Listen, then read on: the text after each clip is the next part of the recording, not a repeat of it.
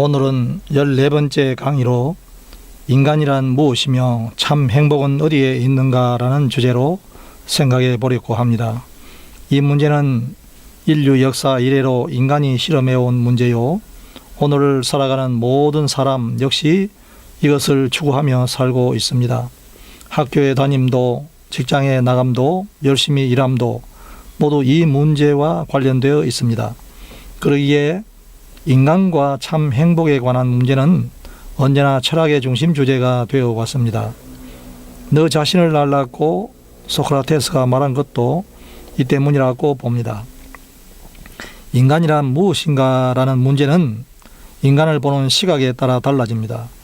우주 만물을 창조한 신이 있다고 보는 사람들은 인간을 신의 피조물로 신의 뜻에 복종해야 하는 존재로 봅니다. 이에 반발하여 신의 속박에서 벗어나야 인간이 참으로 자유할 수 있다고 생각하는 사람들은 신의 죽음을 주장하기도 합니다. 정치를 하고 사회생활을 하는 존재가 인간이라고 보는 사람들은 인간을 사회적 동물이라고 말합니다. 근대에 와서는 코페르니쿠스가 수립한 새로운 우주론에 근거하여 인간을 우주 공간의 한 구석에 있는 한 점과 같은 존재라고 말하기도 합니다. 그런가 하면 불행하게도 오늘 많은 사람들은 아직도 다윈의 진화론에 근거한 생물학적 분류의 관점에서 인간을 원숭이에게서 진화된 존재, 곧 원숭이가 인간의 조상이라고 그렇게 알고 살아가고 있습니다. 원숭이가 인간의 조상이라고 하는 생각이 오늘 많은 사람들의 의식을 지배하고 있습니다. 어떻게 보면 인간이 인간답게 살지 못하고 짐승처럼 살아가는 것은 이러한 잘못된 인간관에서 비롯된 것이 아닌가 생각되기도 합니다. 만물의 영장이라고 하는 인간이 원숭이가 자기의 조상이라고 하면서 그 원숭이를 우리에 가두어 놓고 구경거리로 삼고 있으니 만일 이것이 사실이라면 인간만큼 불효막심하고 비정한 존재도 없는 것 같습니다. 그러나 참으로 다행스러운 것은 우리 그리스도인들은 이것이 사실이 아님을 확신하고 살 수 있다는 것입니다. 인간이 무엇이며 참 행복은 어디에 있는가라는 문제는 인간을 창조하신 하나님의 말씀이 아니면 그 해답을 찾을 수 없습니다. 그래서 오늘 저는 창조자의 말씀인 성경에 근거하여 그 해답을 찾아보려고 합니다. 인간이 무엇인가? 성경에 의하면 창세기 1장 27절에서 인간은 하나님의 형상대로 창조된 존재라고 합니다. 그리고 창세기 2장 7절의 킹 제임스 버전에 의하면 하나님이 땅의 흙으로 사람을 지으시고 생기를 그의 코에 불어넣으시니 사람이 살아있는 혼이 되었다고 합니다. 하나님은 영이십니다. 영이신 하나님께서 흙으로 만든 사람에게 생기 곧 그의 영을 불어넣으시니 살아있는 혼이 되었다는 것입니다. 살아있는 혼이란 말을 다른 번역들은 살아있는 존재라고 번역하기도 합니다. 살아있는 혼이란 영이 육신에 들어옴으로 생겨난 인격적 존재, 곧 자아의식을 가진 존재가 되었다는 의미입니다. 말하자면 영성, 도덕성, 합리성, 인격성, 참지식의 거룩 등을 포함하는 그런 모든 성질을 가진 인간을 의미합니다. 이런 성질들을 가진 인간을 가리켜 창세기는 하나님의 형상을 가진 존재라고 합니다. 그런데 이런 인간이 따먹지 말라는 선악과를 따먹고 타락함으로 말미암아 그 형상이 어두워지고 깨어진 형상이 되고 말았습니다. 도덕적 형상이라 칭하는 참 지식과 의와 거룩은 상실되므로 타락 후 인간은 성령의 조명이 없으면 참 하나님을 알 수 없고 의롭다 인정받을 수도 없고 하나님을 닮아가는 거룩함도 없게 되었습니다. 인간이 가진 영성, 도덕성, 합리성, 인격성 등도 다 어두워지고 원래의 기능을 발휘하지 못하게 되었습니다. 그러나 깨어지고 어두워졌지만 타락 후에도 여전히 인간은 하나님의 형상을 지닌 존재로 남아있기에 그런 점에서 인간은 여전히 고귀한 존재입니다. 하나님의 형상이 어두워졌지만 인간은 흙으로 만들 때 불어넣은 영과 자아의식적인 존재인 혼과 그리고 흙으로 만든 육신의 기능을 가지고 있는 것입니다. 인간은 전인적 존재로 분리되면 인간이 아니지만 성경적으로 보면 인간은 본질적으로는 영혼과 육신으로 되어 있지만 기능적으로는 영과 혼과 육신의 기능을 가지고 살아가고 있습니다. 인간의 영은 혼적 존재인 자아의식의 원동력으로 하나님의 능력으로만 새롭게 될 수 있습니다. 하나님은 인류의 조상 아담에게 선악과를 먹는 날에는 반드시 죽으리라고 하였습니다. 그러나 선악과를 먹은 후에도 육신은 죽지 않고 오래 살았습니다. 무엇이 죽은 것입니까? 영이 죽은 것입니다. 영이 있지만 영의 기능을 상실하게 되었다는 의미입니다. 이렇게 죽은 인간의 영은 요한복음 3장 6절에서 7절에 보면 성령의 역사로 거듭날 때만 다시 살아난다고 합니다. 그러기에 거듭나지 못한 사람들의 영은 죽은 상태에 있어 기능을 제대로 발휘하지 못합니다. 예수님은 육신이 살아있는 불신자들을 보고 죽은 자들이라고 규정하고 마태복음 8장 22절에 보면 죽은 자들로 죽은 자들을 장사하게 하라고 하셨습니다. 그런데 이 사람의 영은 몇 가지 속성을 가지고 있습니다. 첫째로 영은 선하고 의로운 양심을 가지고 있습니다. 양심은 바로 하나님이 주신 선하고 의로운 마음입니다. 그래서 거짓말이나 도둑질을 하게 되면 양심의 가책이 되고 심장이 뛰기 시작합니다. 그러나 악을 계속 행하면 양심도 마비되어 가책도 느끼지 못하는 자리에 이르게 됩니다. 둘째로 영은 하나님의 말씀을 듣고 성장합니다. 하나님의 말씀인 성경은 인간의 영의 양식입니다. 그러므로 하나님의 말씀을 듣거나 보지 않는 영은 제대로 성장하지 못합니다. 육신은 나이를 먹으면 DNA 정보에 의해서 저절로 성장하지만 영은 진리의 말씀을 듣지 못하면 자라지 못하는 것입니다. 인간의 혼은 하나님의 생기인 영이 흙으로 만든 육신에 들어옴으로 생겨난 살아있는 자아 혹은 자아의식을 가진 존재입니다.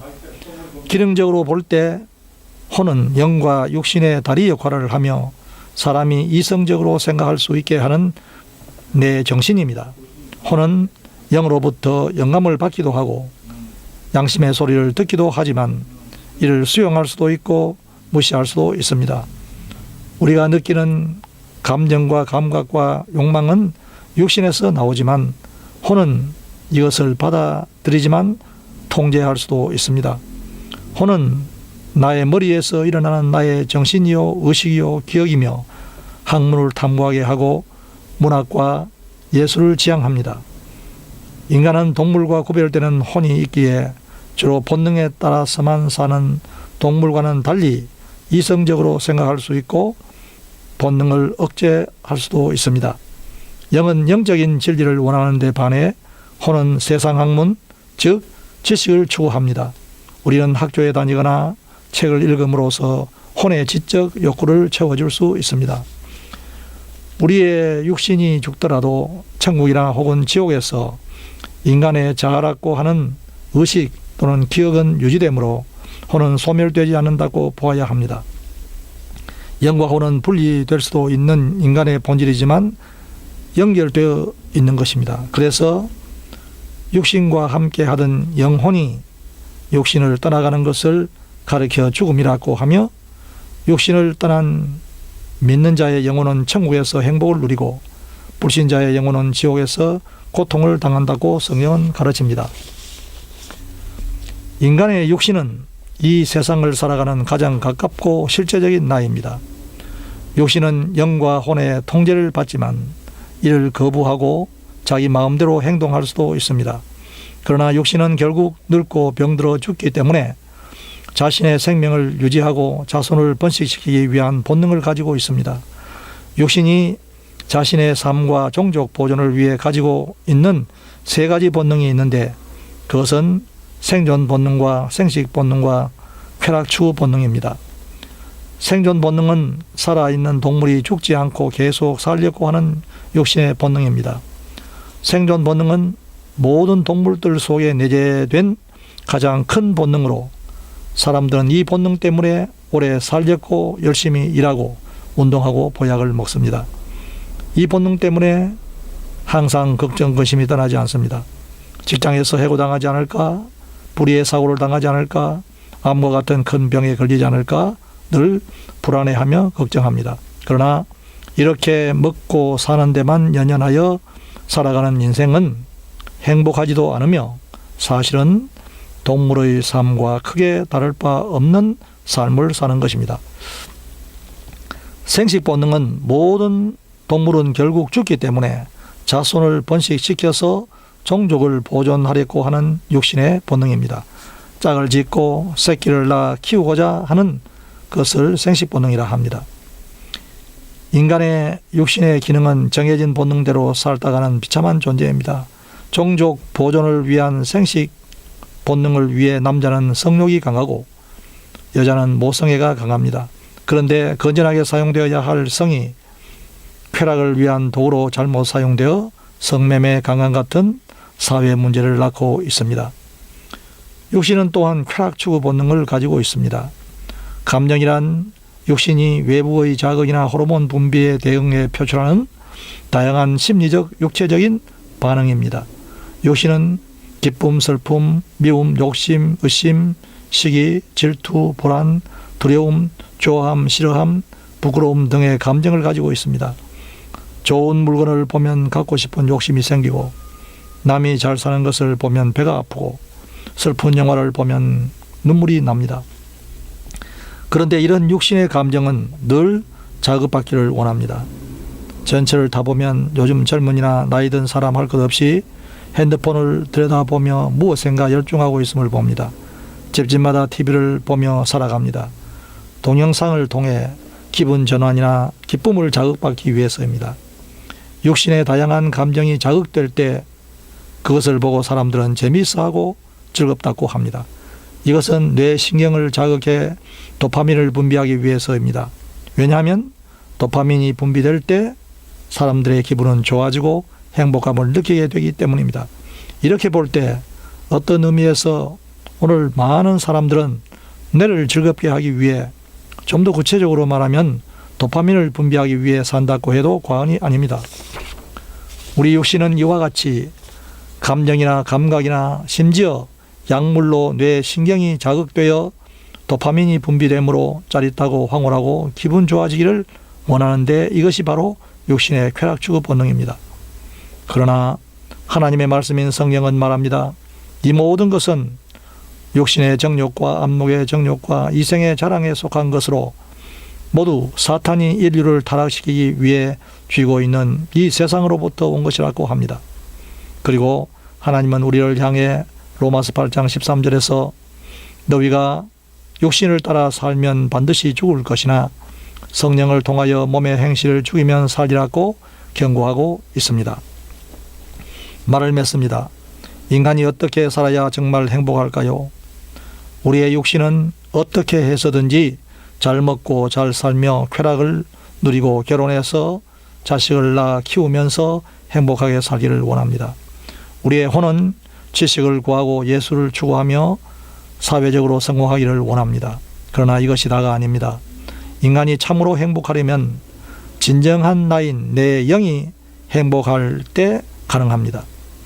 타락 이후 내 영은 죽은 상태에 있습니다. 그러므로 예수 믿어 거듭남으로 죽은 내 영이 다시 살아나 구원받고 마음 깊은 곳에서 우러나는 참된 행복을 느끼면서 살 뿐만 아니라 장차 저 아름다운 천국에서 영원히 살 소망을 가지고 사는 것입니다.